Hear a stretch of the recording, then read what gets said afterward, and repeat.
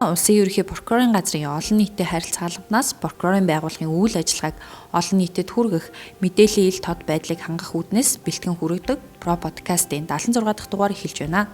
Хүүхдийн эрх нэгдсэн аяны хүрээнд подкастаараа хүүхдийн эрхийн асуудлуудын талаар мэдээлэл хүргэхийг зорж байгаа. Энэ удаагийн дугаараар эцэг эх асран хамгаалагчид хүүхдэд тэжээнд итгэх үүрэгтэй талаар ярилцахаар Говьалтай аймгийн прокурорын газрын хяналтын прокурор Гүнжитбаатай холбогдоод байна.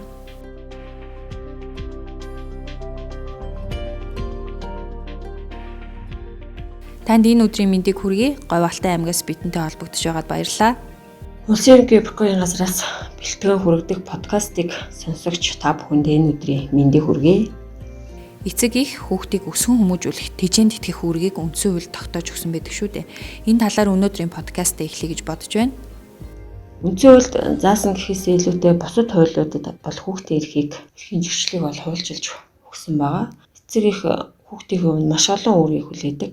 Энэ нь бол хуулиар олгосон хүүхдийн үндсэн эрхийг хэрэгжүүлэхийн төлөө хүлээж буй өөрийг хариуцлах гэсэн үг. Хамгийн наад захын жишээ гэхтэл хүүхдийн сурч боловсрох, хөгжих, эрүүл аюулгүй орчинд амьдрах, хувцас хоол хүнс, орон байраар хангах гэх мэт ийм үүргийг эцэгчүүд хүлээж идэг. За зөрчлийн тухай хуульд бол хүүхдийн эрх зөрчигдсөн тохиолдолд хэн хариуцлах хүлээх талаар хуульчилж өгсөн. Ингэснээрээ бол эцэг их асран хамгаалагч, харгалзан дамжигч, сургуулийн дотуур байр, өдөр өмжүүлэх төв, асрамж халамжийн төв, хүүхэд хамгааллын төв, хүүхдэд үйлчлэгээ үзүүлэх чиглэлээр үйл ажиллагаа явуулдаг байгууллага нь хүүхдэд аюулгүй ээлтэй орчин бүрдүүлэх үүргээ биелүүлээгүйс хүүхдийн эрх зөрчигдсөн тохиолдлыг бол хуульчилж өгснөөрөө онцлог зохицуулалт болсон гэж харж байгаа. Эцэг их асран хамгаалагчид хүүхдийг тэжээнд итгэх үүргээ биелүүлээгүй улмаас хүүхдийн эрх хэрхэн зөрчигдөж байна вэ? Хүүхд эссэн мэнд амьдрах, хөгжих, хамгаалуулах, нийгмийн амьдралд оролцох хэрэгтэй. Гэтэл энэ эдлэх ёстой эрхээ эдлээгүй тохиолдолд хүүхдийн эрхийн зөрчил үүсэж байгаа.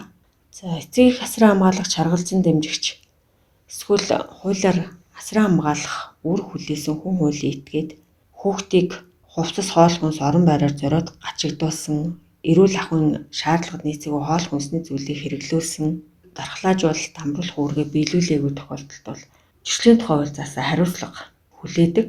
Сүүлийн жилүүдэд хүүхдийн эрх зөрчигдөх байдал бол улам бүр нэмэгдэх хандлагатай болсон.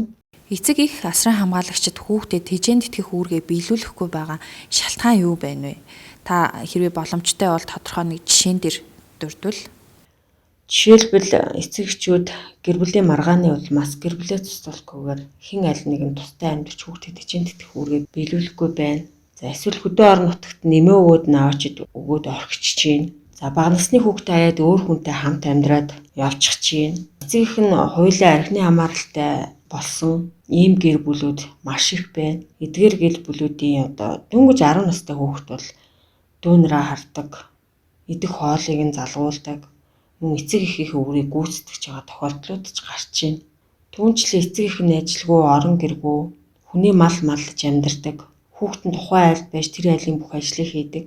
Хүүхдийг чинь харж сургууль сургаж байна гэх нэрийдлэр мал хариулганы хөлсийг нь өгдөггүй. Бас хүүхдийг нь гэр орны ажил хийсэнгүйх шалтгаанаар бидэнд халтаж байгаа тийм тохиолдол бас гарч байна. За хүүхдийн эрх хот хөдөө хаанч ялгалгүй зөрчигдөж байна. Хүүхдийн эрх гэхээр бид нэг л том зүйлийг төсөөлөд байдаг. Боловч хамгийн наад захын үндсэн эрхийг бол хангаж чадахгүй байна. Тэгэхээр энэхүү үүргээ ухамсарлахгүй байгаа эцэг эхчүүдэд ямар арга хэмжээ авах шаардлага урган гарч байна вэ?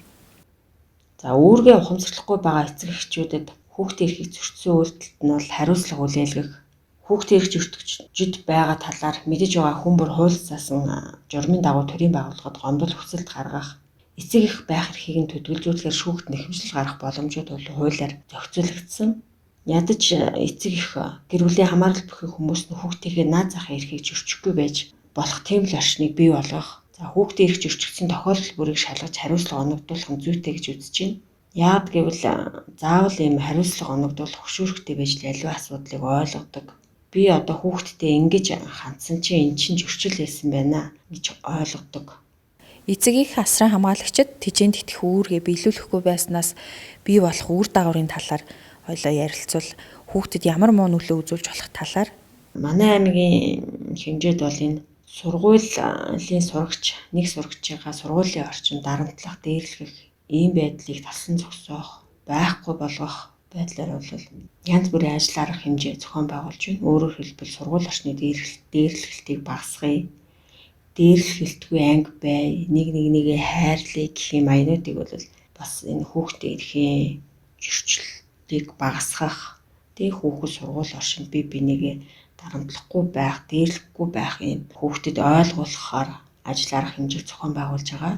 За эцэг их асран хамгаалагч нь хүүхдэд дижийн тэтгэх наад захын үүргээ биелүүлэхгүй байгаагаас хүүхэд тэнэмэл байдал шилжих, буруу зан үйлд сурах, сургууль сурах хүсэл эрмэлзэлгүй болох, за өөрийнхөө өмсөж байгаа, идж байгаа зүйлтэйгээ холбоотойгоор бусдад гадуурхагдах, дээрлэхүүлэх, улмаар энэ буруу хүмүүсийн ятгалаханд өртөх зэрэг маш олон сөрөг муу талтай.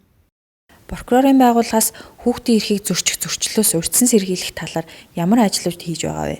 За Говьлтай аймгийн прокурорын газраас хүүхдийн эрхийг зөрчих зөрчлөөс урьдчилан сэргийлэх зорилгоор шүүхийн шийдвэр гүйцэтгэх газар шүүх зэрэг байгууллагатайгаа хамтарч хүүхдийн тэтгэлэг төлөхгүй байгаа хүмүүсийн судалгаа гаргах. За судалгаандаа үндэслэн хүүхдийн тэтгэлэг төлөхгүй байгаа эцэгчүүдэд хариуцлага тооцох зэрэг арга хэмжээг зохион байгуулахаар төлөвлөн ажиллаж байна. Мөн хүүхдийн эрх зөрчигдөж буй зөрчлийг шалган шийдвэрлэх ажиллагааг хурдан шуурхаар шийдвэрлэх талаар хүүхэд гэр бүл залуучуудын хөгжлийн газар, цагдаагийн газрын хүүхдийн асуудал хариуцсан бүхий байцаагч нартайгаа уулзалт зохион байгуулж өдөр тутмын үйл ажиллагаанд нь хяналттай ажиллаж байна. Хүүхдийн эрх нэгдсэн аяны төлөвлөгөөнд тусгагдсны дагуу хүүхд бүрийн төлөө урайндар зохион байгуулан ажиллаж байна. Энэ удаагийн Про подкастын дугаараар та бүхэндээ эцэг их асран хамгаалагч нар хүүхдэд тижээн тэтгэх үүрэгтэй талаар мэдээлэл өгөхийг зорилоо. Та бүхэн подкасттай холбоотой санал хүсэлтээ Улсын ерөнхий прокурорын газрын олон нийтэд харилцах албанд ирүүлээрэй.